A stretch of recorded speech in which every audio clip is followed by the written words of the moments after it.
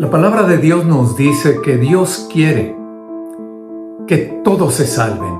Dios quiere que todos vayamos al arrepentimiento. Dios quiere que ninguno se pierda.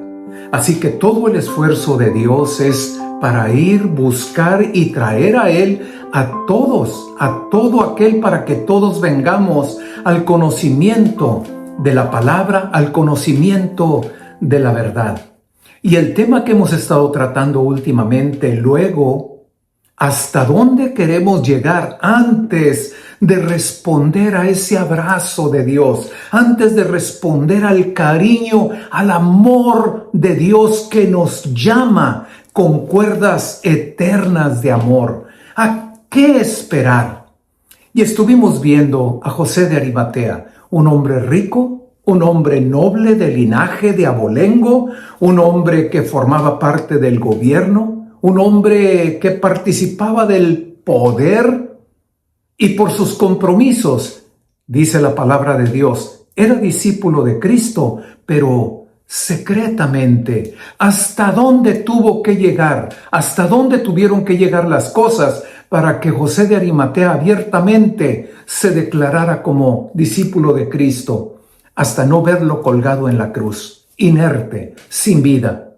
Mientras que las multitudes seguían a Cristo, las multitudes iban tras Él, oían hablar de Jesús y salían y lo buscaban en donde Él estuviera. Y así otra vez, ¿hasta dónde queremos que lleguen las cosas? Vimos a Jairo, un hombre principal en la sinagoga ahí del área, de la región, de la ciudad donde él habitaba, y por su tradición, por su religiosidad, muy seguramente en contra de lo que Cristo enseñaba, de lo que Cristo era. ¿Hasta dónde tuvo que llegar para venir y postrarse delante de Cristo, recibir su bendición, hasta que su hija estuvo agonizando? El Señor Jesús lo dice de esta manera: los que están sanos, o el que se siente sano, el que se siente que está perfectamente, no tiene necesidad de médico. Vas al médico cuando te duele, cuando te cala, cuando no estás durmiendo, cuando traes alguna afección en el cuerpo.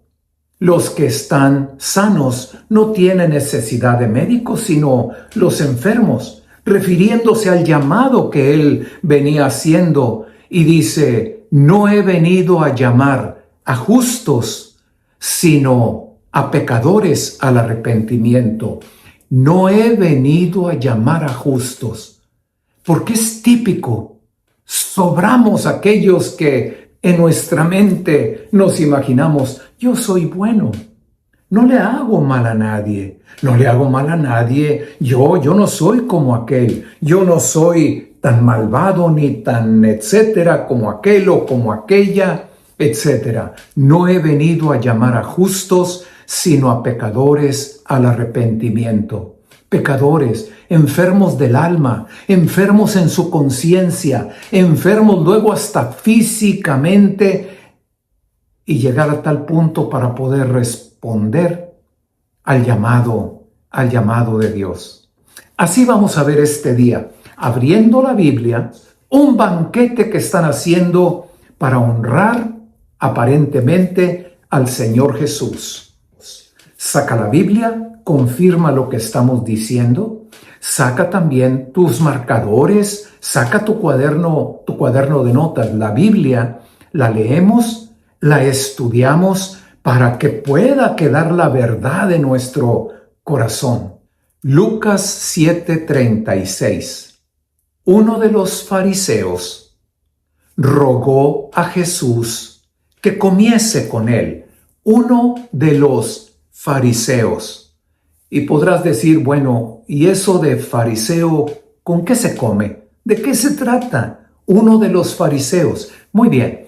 Dentro del judaísmo había una serie de sectas.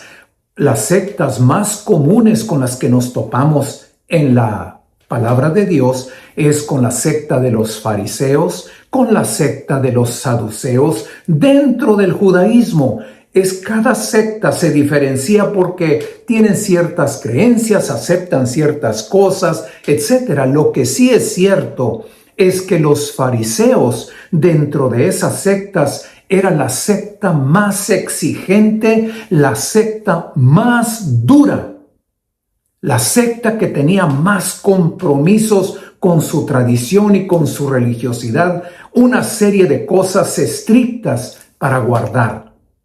Jesús, entonces, le rogó un fariseo, un religioso, rogó que comiese con él, que viniera a su casa a comer. Lo primero que viene a la mente es, bueno, ¿y cuál era la motivación de ese fariseo? ¿Por qué está invitando al Señor Jesús cuando podemos leer en la Escritura, por ejemplo, en Juan 11:47, que los principales sacerdotes y los fariseos reunieron el consejo, el concilio, el grupo que gobernaba Israel de 70 personas, y hablando de Cristo y de las cosas que Cristo venía mostrando en señales, prodigios, milagros, dijeron, ¿qué haremos? Porque este hombre, o sea Jesús, hace muchas señales. La gente se está yendo tras él. ¿Qué haremos? Y en Juan 11:53, así, desde aquel día, acordaron matarle. O sea, estaban en contra de Cristo. Estaban en contra de lo que él era, de lo que él enseñaba. ¿Por qué este fariseo lo está invitando a comer? ¿O tenía curiosidad por conocerlo y por saber un poco más de cerca? ¿O realmente simpatizaba con la enseñanza de Cristo? Porque la Biblia no nos habla o nos dice si, como en el caso de José de Arimatea, con todos esos compromisos de negocios, de poder, de gobierno, era discípulo de Cristo, pero secretamente. ¿Sería igual este hombre?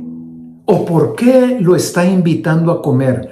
Como en otras ocasiones lo vemos a través de los evangelios, para tentarlo, hacer caer al Señor Jesucristo en una trampa para luego condenarle. Estamos leyendo Lucas 7:36. Así que, ¿cuál sería la motivación? La Biblia no nos lo dice. Entonces, uno de los fariseos rogó a Jesús que comiese con él, y habiendo entrado en casa del fariseo, se sentó a la mesa. Así dice nuestra traducción que normalmente leemos, la Reina Valera 1960. Se sentó a la mesa. Estamos leyendo eso, y se sentó a la mesa. Inmediatamente pensamos, ok, la mesa, las sillas. Él llegó, sacó su silla, se acomodó en la silla y se puso ahí en la mesa donde van a tener el banquete, por llamarlo de esa manera. Pero en otras traducciones de la Biblia dice que Jesús tomó su lugar en la mesa. No dice se sentó a la mesa. Dice, tomó su lugar en la mesa. Una traducción más exacta respecto a la costumbre, a los usos de las personas en aquel tiempo. No tenían la mesa en los tiempos de Cristo y las sillas, y comían en una mesa sentados en una silla como lo hacemos nosotros. La costumbre, el uso era una mesa chaparrita, y luego la gente se sentaba alrededor. Pero al sentarse alrededor, no se sentaban de frente con las piernas cruzadas y usar las dos manos.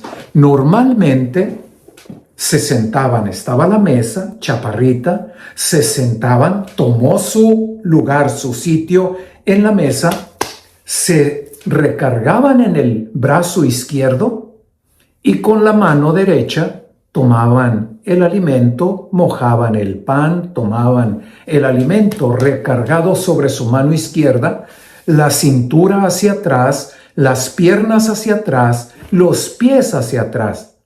Y esto nos va a poder ayudar a entender lo que va a suceder después. Así esa era la manera.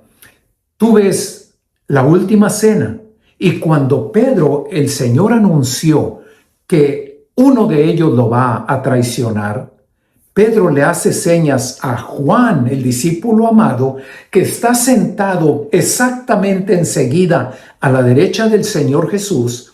Y cuando Juan le pregunta al Señor Jesús quién es el que lo va a traicionar, lo podemos entender cómo es que Juan queda en el pecho del Señor Jesús, porque el Señor Jesús está comiendo así, Juan a la derecha está comiendo igual, total que cuando le va a preguntar quién es el que lo va a traicionar, Juan simplemente hace esto,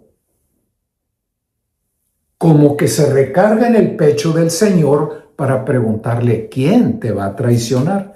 Entonces una mesa bajita, todos se acomodan, apoyándose sobre el brazo izquierdo, tomando el alimento con la derecha, la cintura en el cuerpo hacia atrás, luego las piernas, los pies atrás. Y otro detalle súper interesante, por eso te digo, insisto, la Biblia no se lee solamente, la Biblia la tenemos que estudiar, investigar, checar y todas estas cosas le dan un valor a lo que se está leyendo, pero para poder entender y te emociona la verdad. Es como hacer un hoyo y que salga petróleo. Así que entonces, habiendo entrado el Señor, tomó su lugar en la mesa. Versículo número 37, estamos en Lucas 7. Entonces, una mujer de la ciudad que era pecadora, Luego, cuando se comenta sobre este pasaje, se comenta y pensamos o se dice que era una prostituta. No dice eso, dice que la mujer era de ese lugar y era pecadora. Eso es lo que dice la palabra. La Biblia amplificada en inglés acerca de esa mujer dice que era una pecadora, una mujer pecadora, especialmente mala. Así lo dice la versión amplificada. Esa versión amplificada, con respecto a lo que se va leyendo y las palabras que se usan, te trata de dar la mejor idea de las cosas a la hora de que están leyendo la Biblia. Entonces era una mujer pecadora y, como dice la otra Biblia amplificada, especialmente mala. Y escucha, ¿hasta dónde dejamos correr las cosas? ¿A qué esperar? ¿Hasta dónde queremos llegar? ¿A que te vengan y te digan, ya, tu hija está agonizando? ¿O ver al Señor colgado en una cruz ya, inerte, sin vida? Esta mujer, al saber que Jesús estaba comiendo o tenían un banquete para él en casa del fariseo, trajo un frasco de alabastro con perfume.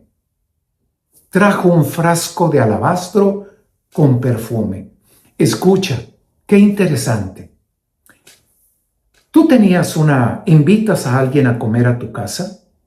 En ese tiempo, el uso y la costumbre era que cuando tú invitabas a comer a alguien, tú podías invitar a participar de la comida, de la cena, del banquete. Tú podías invitar 5 personas, 6, 8 personas, 10 personas, y esas eran las que se iban a sentar a la mesa.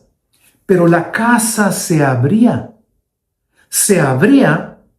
para que las demás personas que supieran que iban pasando o que estuvieran interesados en saber aquello, o el mismo anfitrión para mostrar a los demás, se abría la casa. Y juntamente con aquellos que estaban sentados a la mesa, había una serie de personas que llegaban y estaban ahí parados, observando, participando de la conversación, inclusive participando de lo que se está diciendo, etcétera, pero no forman parte de los comensales, de los que están ahí servidos en la mesa. Pero sí, la casa está abierta para que entre el que sea y puedan estar participando sin ser de los que están sentados a la mesa. Pueden estar parados, oyendo, platicando, comentando, y sobre todo en el caso como el Señor Jesús, escuchando lo que tenía que decir Jesús, el de Nazaret.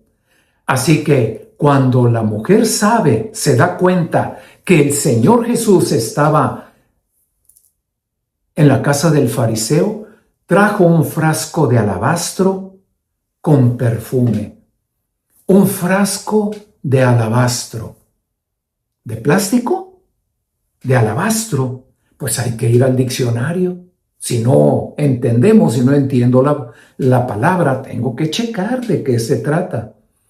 El alabastro es una piedra muy suave, y esa piedra la usaban para poder esculpirla y grabar ciertos detallitos, adornitos, le ponían florecitas, hacían marquitos, etcétera. Una piedra muy suave, y la utilizaban también para hacer figuritas, la decoraban con esos adornos, con diseñitos, y la utilizaban también y servía para guardar, como en este caso, un perfume.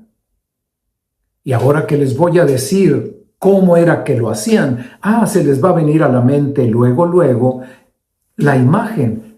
Normalmente lo hacían, ¿verdad? La esculpían, la piedrita esa, gordita de abajo, y luego un cuello largo, delgadito, y en la punta, al taparla, la sellaban. Así que de esa manera el perfume guardaba su condición y guardaba también su olor. El perfume no era como nosotros lo conocemos normalmente, hasta con spray o te pones unas gotas, sino que era un aceite perfumado. Trajo un aceite perfumado, y en el versículo que sigue, versículo 38, entra aquella mujer y estando detrás de él, del Señor Jesús. Entiendo por qué está detrás, no está sentado de frente en una silla. Estando detrás del Señor, el Señor está recargado sobre su brazo izquierdo, su cintura hacia atrás, las piernas y los pies hacia atrás, la mesa chaparrita, y estando detrás de él, a sus pies, llorando, comenzó a regar con lágrimas los pies del Señor, y los secaba los pies, así como dejaba caer sus lágrimas en los pies del Señor, los secaba con su propio cabello y besaba los pies del Señor Jesús y los ungía, los untaba con aquel aceite perfumado.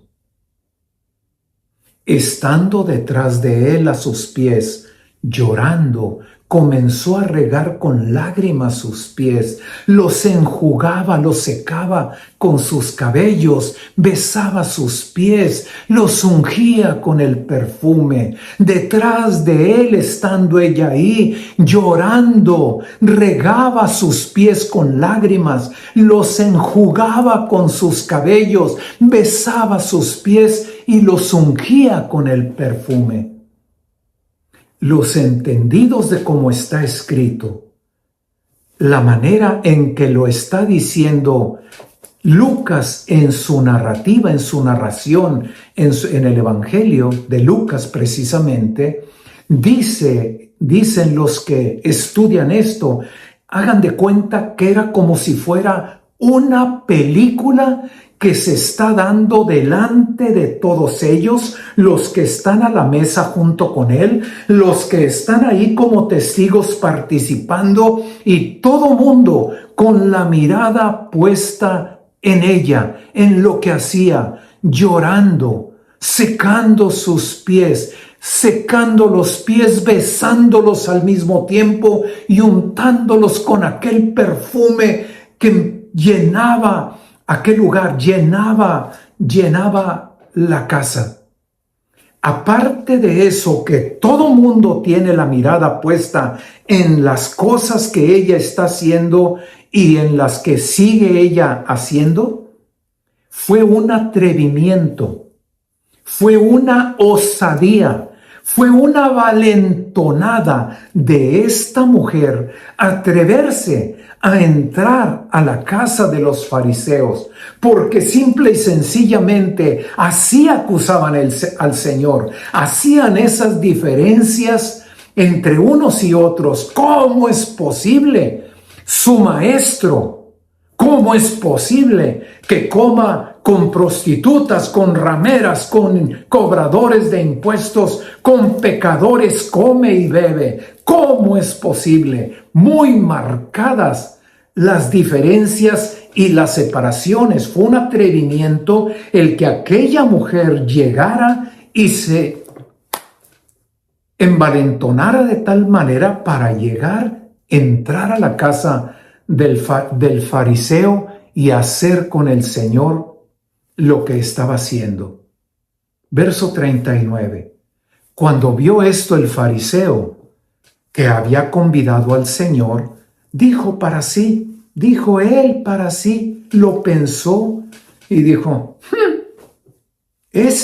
refiriéndose al Señor Jesús, si en verdad fuera profeta, es decir, que la situación por curiosidad lo llamó, o porque era simpatizante, o porque quería que cayera en alguna trampa y después condenarlo, por cualquier razón, dijo,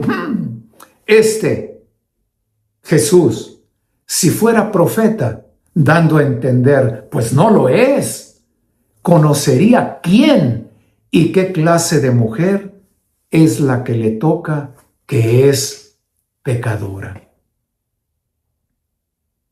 Igual que nosotros. La Biblia dice que todos hemos pecado. Todos hemos pecado. No hay justo uno solo bueno. Y nosotros mismos, creyéndonos tan buenos, tan limpios y tan santos, también señalamos aquí, señalamos allá. No, hombre, aquel es de lo peor. Así Simón acerca de la mujer. Entonces, verso 40. Entendiendo Jesús lo que está pensando para sí mismo aquel, respondiendo Jesús le dijo, Simón, el nombre del fariseo, una cosa tengo que decirte. Y Simón le contesta, dime, maestro. Y empieza el Señor Jesús a través de un ejemplo muy de la vida, muy cotidiana, para poder poner en claro lo que le quiere decir. Un acreedor, una persona que se dedica a prestar dinero. Un acreedor tenía dos deudores, dos personas que le habían pedido dinero prestado, ¿verdad? Y estaban comprometidos para pagarle, devolverle el préstamo con sus intereses. Un acreedor tenía dos deudores. Uno de ellos le debía 500 denarios y otro le debía 50 denarios. El denario es una moneda que correspondía al salario diario de una persona normal. Un denario es el salario diario de una persona normal. Es decir, que uno de los deudores le debe casi 2 meses de ese salario diario y otro le debe casi 2 años de ese salario diario de una persona normal. Uno debía 500 denarios, otros 50 denarios. Verso 42, y márcalo, saca el marcador amarillo, ahí donde tienes la Biblia abierta, y dice, no teniendo ellos con qué pagar. No teniendo ellos con qué pagar. El Señor Jesús está tratando con ese ejemplo de mostrar una situación que tiene que ver con Dios y nosotros que estamos en deuda con Él por haberle ofendido, no teniendo ellos con qué pagar. No había manera. Ni el de 500 le iba a terminar pagando, ni el de 50 le iba a terminar pagando. Ya no dependía si eran 500 o eran 50, o fueran 20 o fueran 300. No dependía de eso. La clave está, no tenían con qué pagar. No tenían manera de salir de la deuda. No tenían forma de poder cumplir con la obligación. Ahí es donde está la clave. Y dice que el acreedor, viendo que no tenían con qué pagar o cómo pagar o de dónde sacar para pagar, los perdonó a los dos. ¿Qué hicieron para que fueran perdonados? ¿Qué hicieron? Dice la Biblia que le rogaron, que le suplicaron, que le pidieron. Nada. Fue pura gracia. Pura gracia. Los perdonó a los dos. Y tomó en cuenta que uno era de 500 y otro era de 50. No, lo que se tomó en cuenta fue, no tenían manera de salir de aquella condición, de aquella situación. Eso era lo que importaba. No tenían con qué pagar. Y les perdona la deuda a uno y a otro. ¿Hicieron algo para que los perdonara? Nada. Rogaron, suplicaron, nada. Simplemente, de pura gracia, fueron perdonados. Entonces, no teniendo con qué pagar, perdonó a ambos. Y dice el Señor Jesús a Simón, Simón, di pues, ¿cuál de ellos le amará más? ¿Cuál de los dos le amará más? Al acreedor que les acaba de perdonar la deuda. ¿Cuál de los dos le amará más? ¿Al que le perdonaron los 500 o al que le perdonaron los 50? Respondiendo Simón dijo, pues pienso que aquel a quien perdonó más, obvio, pues bueno, para sacar cuentas el fariseo, pienso que aquel a quien perdonó más. Y él le dijo, rectamente has juzgado, le dice el Señor Jesús.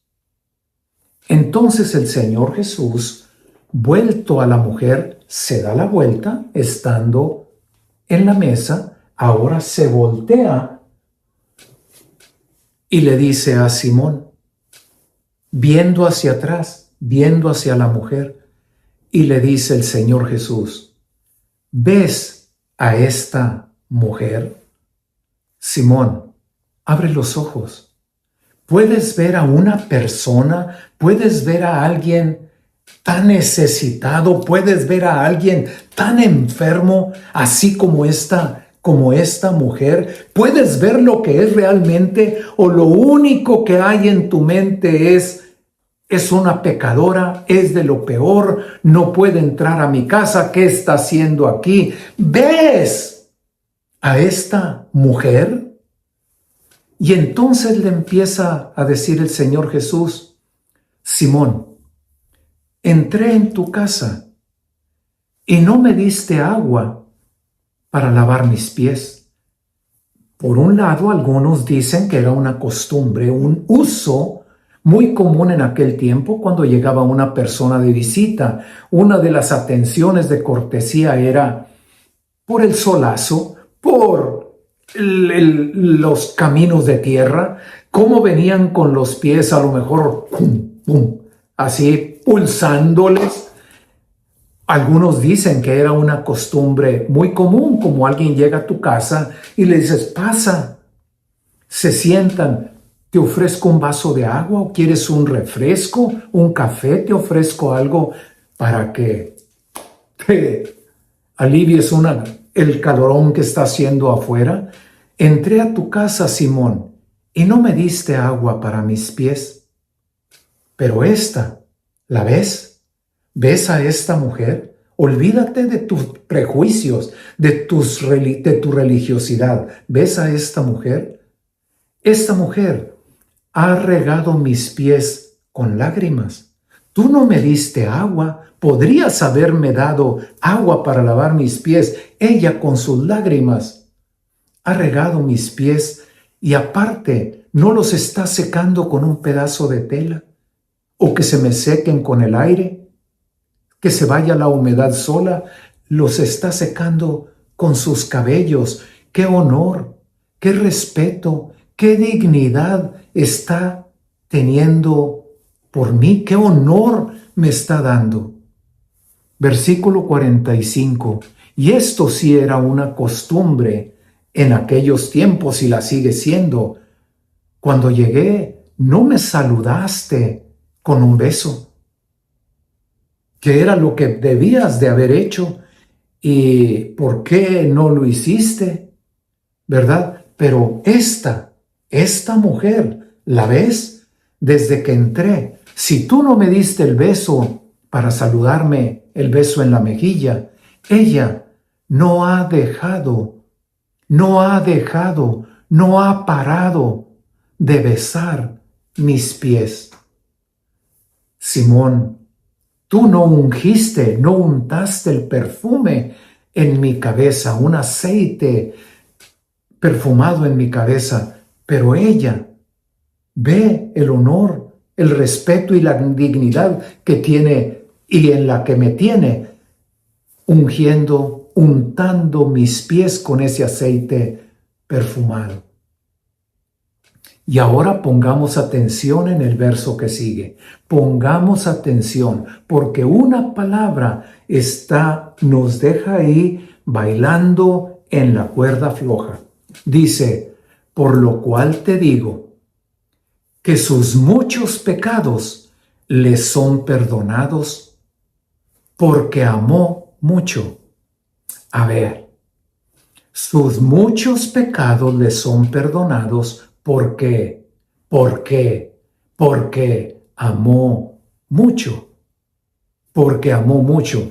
Ah, ya entiendo, pastor. Entonces es que ese amor que ella le tenía al Señor, esa fue la puerta de entrada para que le perdonaran. La realidad es que si lo lees por completo te vas a dar cuenta que no es el por qué. Dice, por lo cual te digo, que sus muchos pecados le son perdonados porque amó mucho. Ve lo que sigue. Y ahí viene la clave de todo. Mas aquel a quien se le perdona poco, poco ama. Al que se le perdona poco, poco ama. Ah, ok. Al que se le perdona mucho, mucho ama. Al que se le perdona poco, poco ama. Al que se le perdona mucho, mucho ama. Entonces, vuelvo a leer el 47. Por lo cual te digo que sus muchos pecados le son perdonados. En vez de ¿por qué? Por lo cual amó mucho. Porque va de acuerdo con toda la enseñanza de la Biblia. Somos salvos por gracia, no por obras. Ninguno, absolutamente nadie, se puede salvar por cumplir la ley. Nuestras obras delante de Dios son como trapo de inmundicia. Cuando somos perdonados es como el ejemplo que estaba dando antes el Señor Jesús al fariseo. ¿Por qué los perdonó? Le rogaron, le suplicaron, simplemente porque no tenían manera de salvarse. ¿Lo convencieron de alguna manera? No, absolutamente no. Sus muchos pecados le son perdonados, por lo cual amó mucho. Al que se le perdona poco, poco ama. Pues al que se le perdona mucho, mucho ama. Al que se le perdona poco, poco ama. Al que se le perdona mucho, mucho ama. Tú, Simón, ¿tú te sientes muy justo, muy bueno, muy limpio, muy santo? Por eso ni siquiera me diste agua para mis pies, por eso ni siquiera me diste un beso en la mejilla, por eso me has tratado como me estás tratando. Pero esta mujer, en la condición de ella, reconociéndose no buena y santa, sino su vida le está gritando y la gente que la rodea le está gritando en todo momento la clase de persona que es esta persona. Por eso viene así tan enferma del alma, reconociendo lo que es. Por eso viene y riega mis pies con lágrimas, los seca con sus cabellos. Por eso unge mis pies con ese aceite perfumado y no deja de besar mis pies. Por lo mucho que ella entiende, lo mucho que ella sabe, lo mucho que ella comprende que le está siendo perdonado. Por eso ama, me honra y me da el respeto que estás viendo que me está dando. Hay personas que saben agradecer. Hay personas que no saben agradecer. Hay personas que se sienten tan dignas que la verdad no agradecen. Pero hay personas que saben agradecer un vasito de agua. Oye, ¿y por qué no me da? Si ellos están tomando refresco, ¿por qué a mí me dan un vasito de agua y ellos toman refresco? Gracias. Si es un refresquito, si es un vasito de agua, gracias. En el agradecimiento, sea el vasito de agua, o sea un refresco, o sea una copa de alguna bebida muy exótica. Agradecimiento. El reconocer, como dice la palabra, no hay justo ni aun uno solo. Y déjame que veamos este detalle. Permíteme que veamos este detalle. La santidad de Dios es tal. La santidad de Dios es tal que hay serafines alrededor de Él, ángeles alrededor de Él, que constantemente están alabándole y diciendo: Santo, Santo, Santo, el Señor de los ejércitos. No hay absolutamente nadie, ninguno de aquellos que nos sentimos tan buenos, tan limpios y santos, que aguantemos esa santidad. Y aún el pecado más ínfimo es una ofensa grande en contra de la limpieza, pureza y santidad de Dios. Santiago 3:2.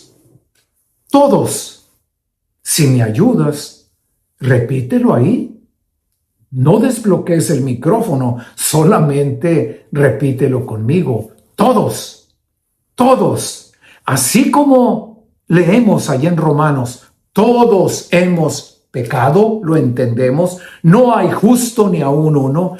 En Santiago nos dice, todos ofendemos muchas veces. Ofendes a tu prójimo, al que está cerca de ti, y ofendemos al mismo tiempo, al ofender a los demás, ofendemos a aquel que está en el cielo. Cuando nosotros estamos en la tierra, Él está en el cielo y Él está ofendido en su triple santidad. Santo, santo, santo. Todos ofendemos muchas veces. Escucha, ahí mismo en Santiago 2:10, capítulo 2, verso 10. Cualquiera que guarde toda la ley de Dios, la ley en el Antiguo Testamento, la ley, los mandamientos, el 1, el 2, el 10 y todos los demás que van apareciendo, cualquiera que guarde toda la ley, pero ofenda a Dios en un solo punto, en un mínimo punto, al ofender a Dios en un mínimo punto, se hace culpable de todos.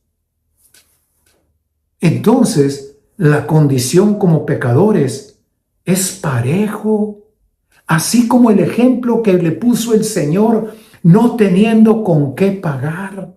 No se trataba de los 500 denarios o 50 denarios, o hubieran sido 1,000 o 10,000. Se trataba, no había manera de salir de esa condenación. Cualquiera que guarde toda la ley, pero ofenda en un solo punto, porque el mismo que dijo, no matarás, es el mismo que dijo, no vas a desear la mujer de tu prójimo. El mismo que dijo, no robarás, es el mismo que dice, honra a tu padre y a tu madre. Si haces una cosa, o cumples en todas, o por decir, yo no he matado, te crees ya de una categoría diferente. Todos ofendemos a Dios muchas veces. Todos estamos en la misma situación. No hay justo ni aun uno, y todos por parejo estamos destituidos de la gloria de Dios, de su presencia. ¿Y cómo es que viene el perdón a nuestras vidas? Solamente por Jesucristo. Nosotros somos los que hacemos esas categorías, pero la verdad, la respuesta está solamente en Cristo.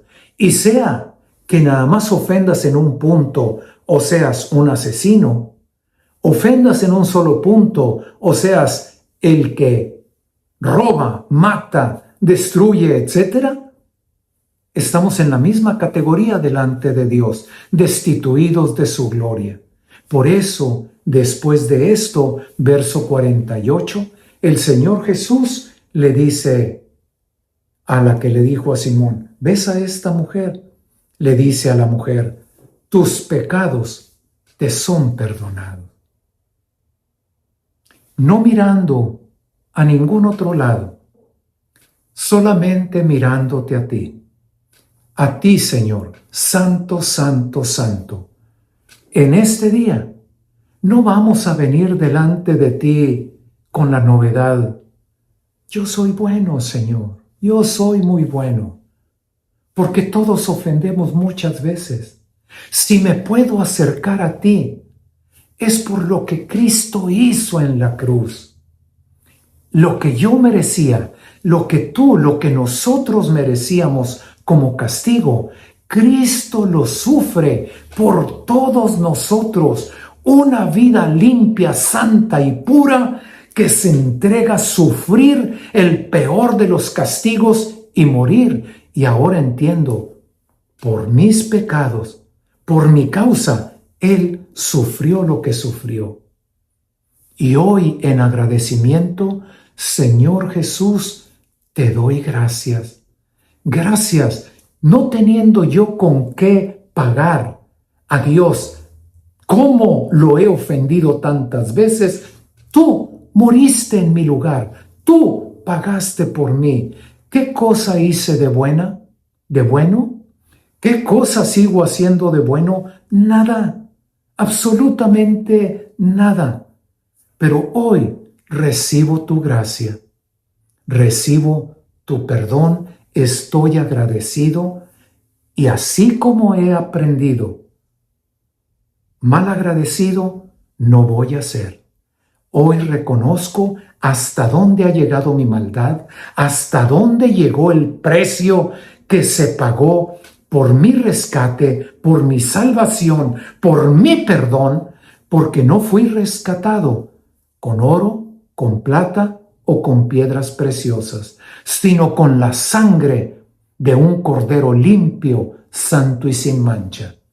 La sangre del Cordero de Dios, de Jesús, el Hijo de Dios. Agradecido, Señor, mi vida está aquí, rendida a tus pies para servirte, dándote honra, dándote el respeto y la dignidad que solamente tú mereces.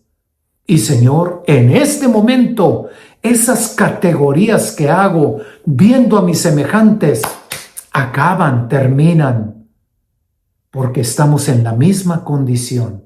Y la única manera de salir de esa condición de pecadores y poder llegar a tu presencia es a través de aquel que le estaban regando los pies con lágrimas, que le secaban los pies con el cabello, que no le dejaban de besar esos hermosos pies y que se los ungían con un aceite perfumado.